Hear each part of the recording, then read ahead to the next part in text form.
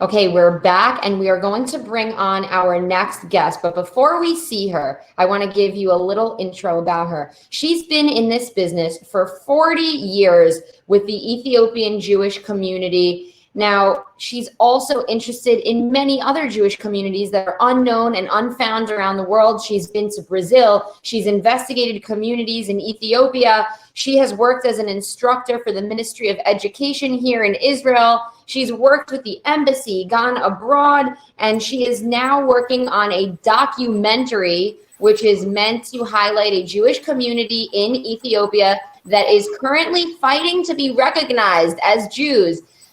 Dr. Shabtay, this is unusual. Usually people are not fighting to be recognized as Jews. They are fighting to hide their Jewish identity. So this is a very exciting moment in history. Can you tell us a little bit about what's going on?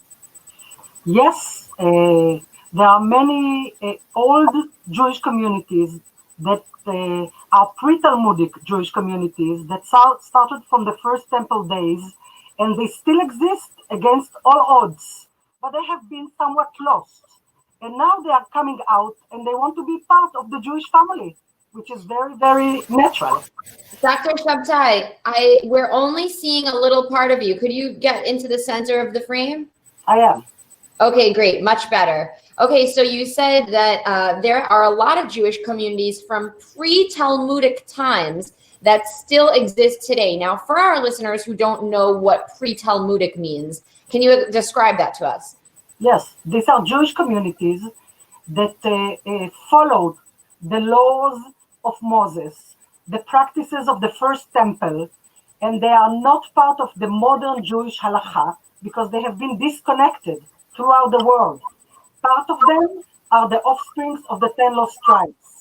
Others have other stories. But all of them always knew throughout history that they are from Jewish origin, that they practice the laws of Judaism, and they pray to return one day to the place where everything began. This is Jerusalem. That is just amazing. It runs a shiver down my spine. It makes my arms cold just thinking about that, because it's so incredible to imagine that a community has upkept a religion, faith, traditions, culture, just on the fact that their parents told them that they were Jews. So all throughout history, parents told their children that they were Jews, and that's how they continued to identify. So it's amazing. Now, let's get into this specific community that you're working on recently. What is the name of this community in Ethiopia that you're working with? The name is Beita Israel of Kachane and Semien Shoah. That are two different locations where the community exists, but actually most of the community is inside 15 secret synagogues that have been left out of 44 that existed 27 years ago when I first heard about them. So what happened to those synagogues? Were they destroyed? First of all, the community has been chased, and the church, the Ethiopian Orthodox Church, were trying to destroy the Jewish communities and convince them to give up their unique Jewish religion and be like everyone else. They blamed them from crucifying Jesus, and they gave them very, very hard time. And only 15 survived so far until now. And in each one of them, we have around 80 people, mostly elderly and orphan children that live together. But the most important thing that inside this secret synagogue, the most important place is Beit HaMikdash, like the first temple, where they practice Shabbat, purity laws, and other sacred ceremonies. This is unbelievable. Now, when I told this story to a friend who asked me, what do you have cooking for your show this week? I'm dying to know who you're bringing to your show. I told them about you and about your work. And the first question she asked me was, wow, I wonder how she got there. Can you tell us, how did you get there? How did you find, in a physical way, did you board a plane? Did you walk for miles? Did you wear hiking boots? Okay, so here is the simple facts. The simple fact is that I heard about this community from Ethiopian British researcher 25 years ago in a conference in Venice. And when he told us, the researcher, about the community, all of us looked at him and said, "Are you inventing now a Jewish community? What is this story all about?" And actually, no one of us did anything until 2 years ago in regards to this community. While the community is struggling to get in touch with Jews and Israelis from all over the world and were unsuccessful, 2 years ago, another so-called accidental event happened. I was on my way to the Jewish community, the Lemba of Zimbabwe, and one of my Ethiopian Israeli friends who was in Ethiopia at that time called me and said, "Here I met a man at my work, and he claimed to be a Jew. I have no idea what kind of a Jew he is. Let him talk to you." And when he started talking to me, this Mr. Balaynet Azebku, he called me, and then I start to understand that he's telling me exactly what is written in the article of Professor Pankhurst from 27 years ago. Wow. So I told him, "Hold on." I went and got the article, and that was things one by one. And I said, "Yes, I know there are 44 secret synagogues." He said, "Unfortunately, we have only 15. So I told him, "I'm on my way to Zimbabwe. On my way back, I will stop in Addis Ababa for 7 hours. I want you to gather for me 40 people in your house, elderly, young, and old. Let me meet you." So I was on my way back from Zimbabwe, very, very excited. And they wait for me in the airport, took me to his home. I met the elderly spiritual leaders, young people, women, and they told me their stories, just like Richard Pankhurst told me.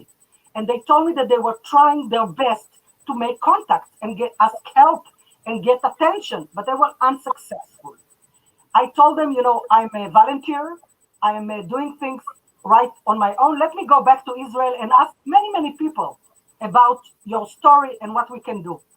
To make it very short, I knocked on every door and on every table, and all the people told me, "Malka, please be quiet. Don't make too much noise.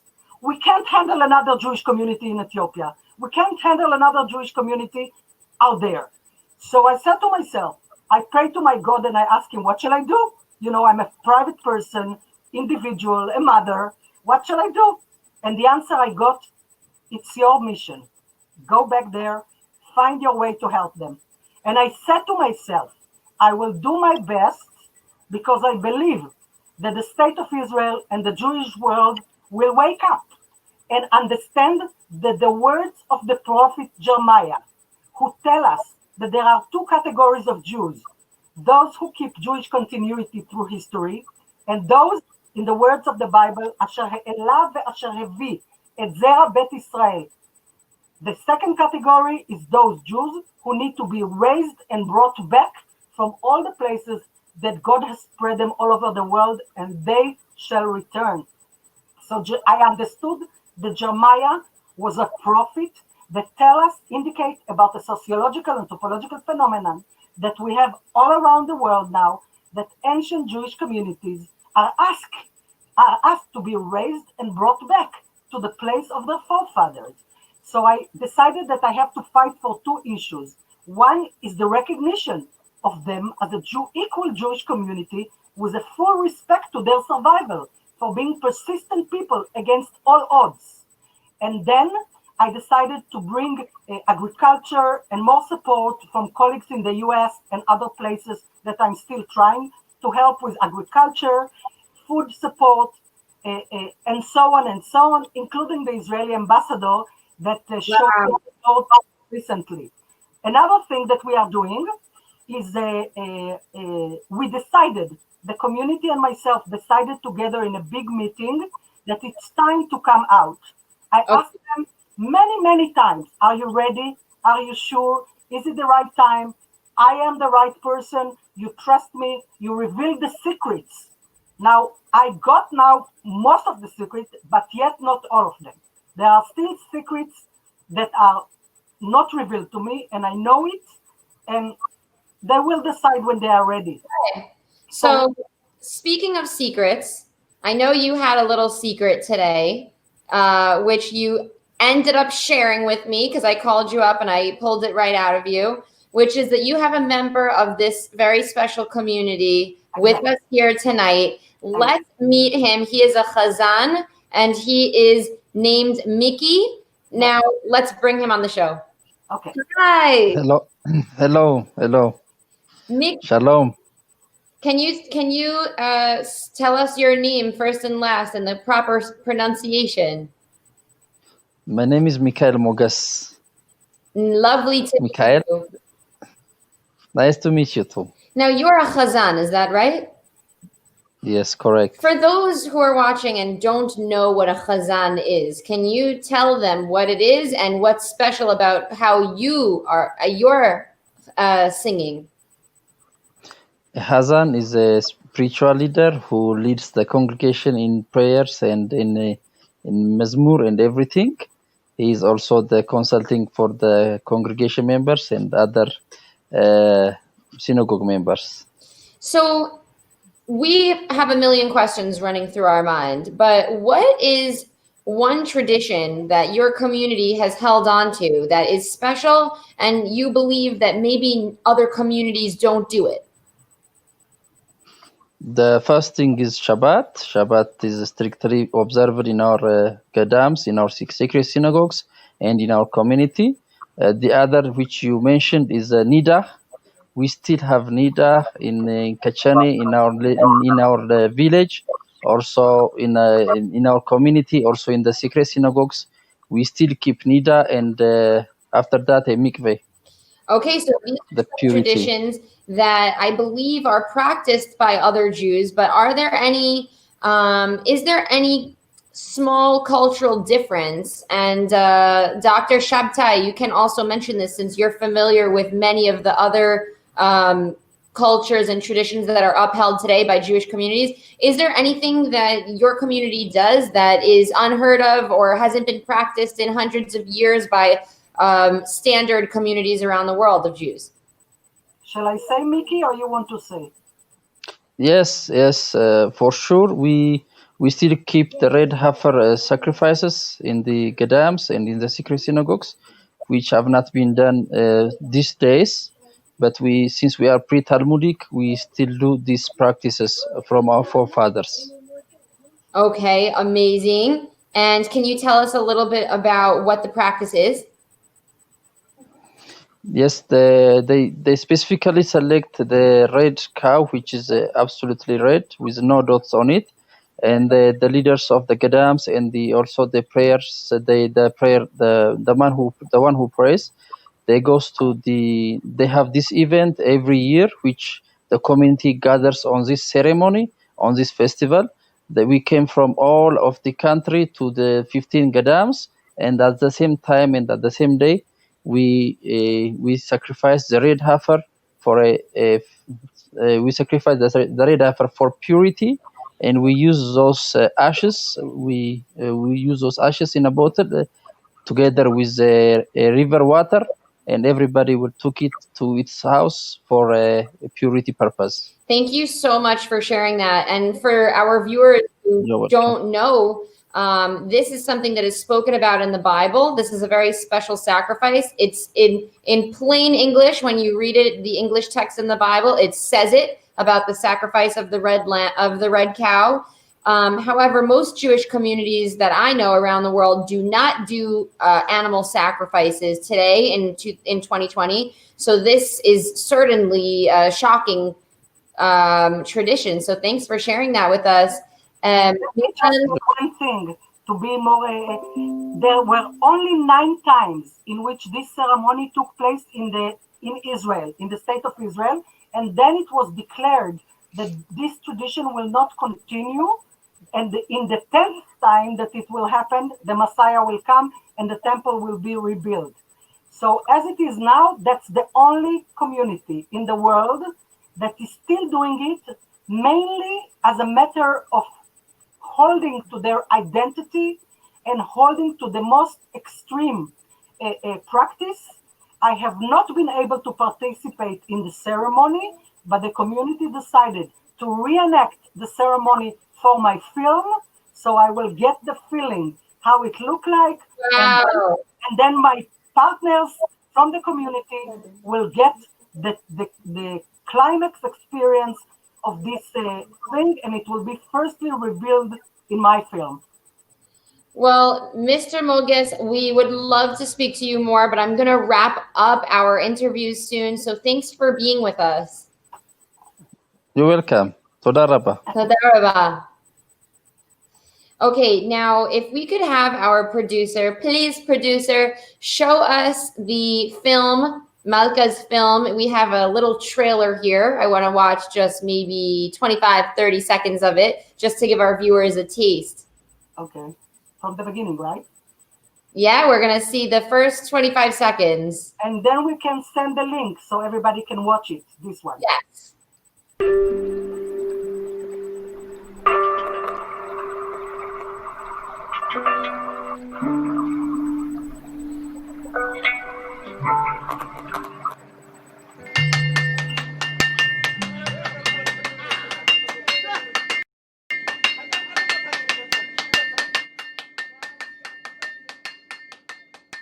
በኢየሩሳሌም በኢየሩሳሌም በአብርሃም ዓለም በዳዊት ዓለም በኢየሩሳሌም በኢየሩሳሌም ስማችን ይጠራ በዛው ይታተም በኢየሩሳሌም.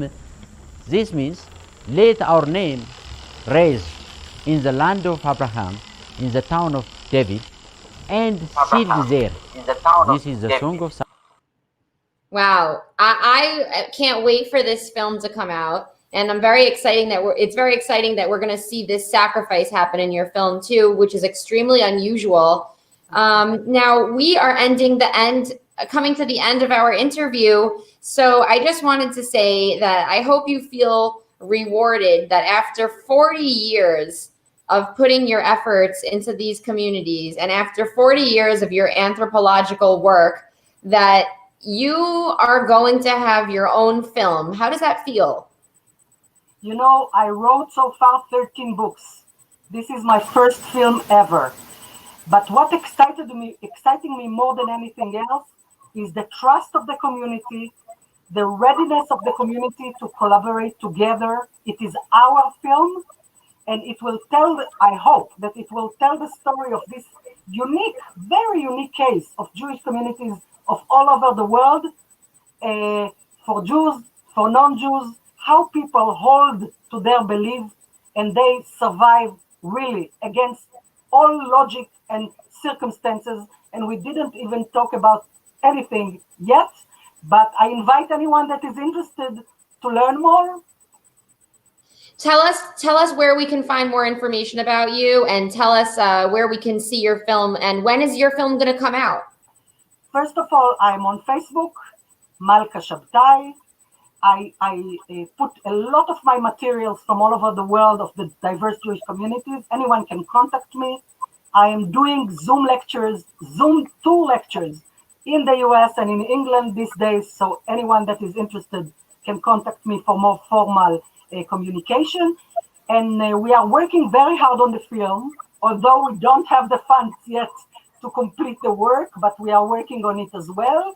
And I guess that in 3 months, 4 months maximum, with God's help, the film will be ready. B'hatzlacha, we wish you luck. Thanks so much for being with us, Dr. Shabtay. Thank you for the opportunity. Thank you very much. You're welcome.